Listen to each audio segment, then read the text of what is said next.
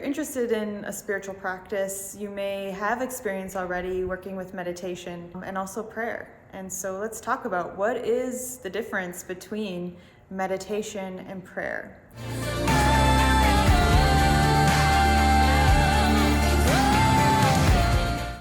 These are two important tools, I would say, within a spiritual practice.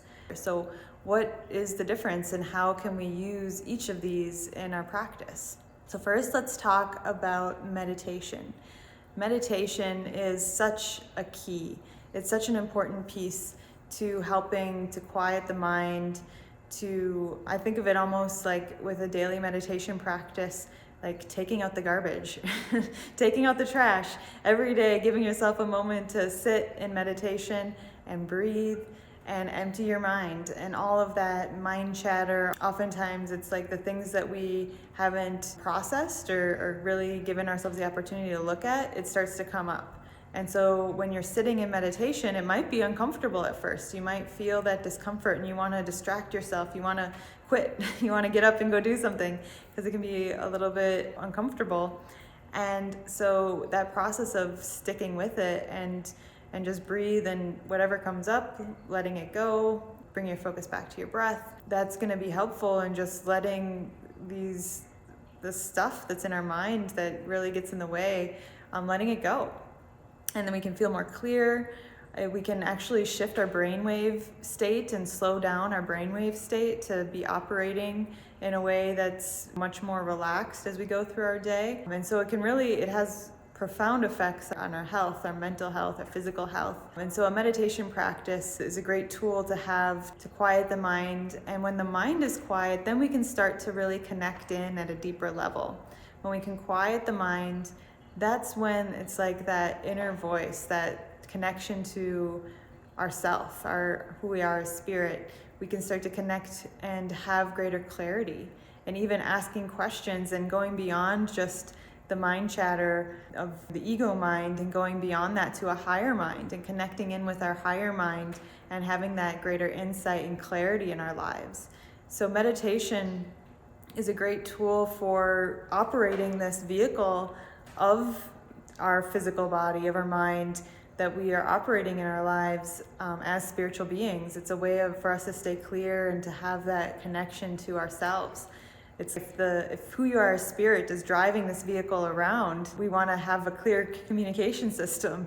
And so meditation can help us in having that mental clarity, that connection, to be able to have that insight and just to operate in a way that's more optimal. It's optimizing the function of our body, mind, our connection with who we are as spirit. And then prayer, on the other hand, now is another tool that's really helpful. It's an important piece, but it's a bit different, where in meditation you're quieting the mind, you're able to receive that insight. Prayer is more of an expression.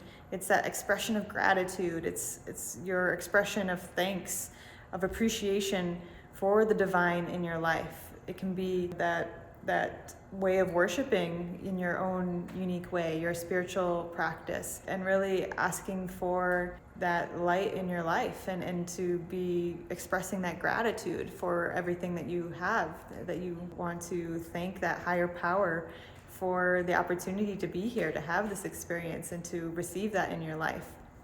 And so prayer is that opportunity to then express that gratitude, express your spiritual self, to have that conversation in prayer, and to really connect to the reverence that you have within you for that sacredness of life, that of spirit, of that just the awesome power and opportunity that we have to live our lives, to have this experience, and connecting into that awe, that gratitude, and bringing that into our lives.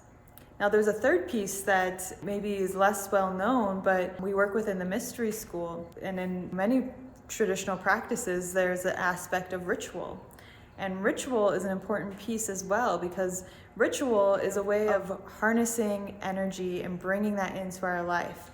And where prayer is more passive in a way, it's that expression, but ritual is like standing in your power of who you are as a spiritual being, and using through intention, specific perhaps actions or words, working with your physical body and having this practice of a way of, it's like opening a door, like having a key that can open that door to bring in that light, that spiritual energy into your life.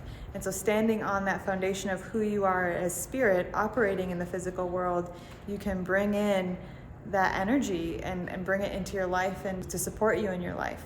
And so ritual is a very active piece. It's getting into taking that active role of, I want something to change in my life, and so I'm going to stand on this foundation of who I am as an infinite spiritual being, and I'm going to harness the powers of the universe and bring this into my life to support this in happening.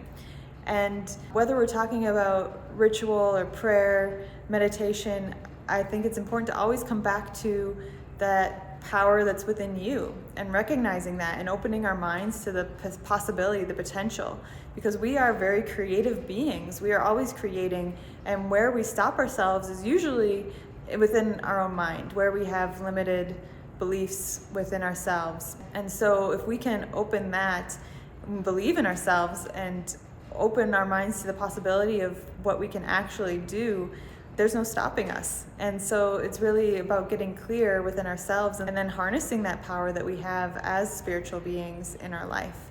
And so rather than hoping something's going to change or asking for somebody outside of ourselves to do something about it, we can use these tools to help us stand in our power and bring in this energy, prepare ourselves to have that clarity, to express that gratitude, to really harness the power that we have as spiritual beings, having this physical experience to create change in our life, to make transformation happen within us and within our lives, to bring more positive energy into our world, to make positive changes. And when we do that for ourselves, then we can see that in our life and it ripples out. And so all of these tools you can think of as 3 different tools in the toolbox that all complement and work with each other to really help us be more in our power as spiritual beings having this physical experience. And I think it's important too, like rather than just hoping something's going to happen, you're harnessing your own energy, your power, connecting to source, connecting to spirit, and bringing more of this energy into your life, and then taking action, that you're calling this in so that you can take action in your life, to live in the world, to make changes in your life, not just to think of your spiritual practice as a concept or about just feeling good, but to assist you in stepping into your greatest self and to making your life a reflection of that, a life that brings you joy, that feels like you have that sense of purpose and fulfillment. So these are all tools that can be really helpful, and really understanding how you work with them to make it your own rather than just going through the motions or something that somebody else says is a good idea. I always say, like, really see the value of it for yourself to make it your own practice rather than just reading about it from somebody else or hearing about it and saying, oh, this is a good idea, but what does it really mean to me? And so that's something that can be helpful, is really working with it and having somebody that can help support you in learning about it, making it your own, and really seeing the benefits for yourself so that you can fully own it and understand it and get the best results from that. So if you have a desire to take this deeper, to go more into how you can harness these tools in your life, reach out. I'd love to support you with that.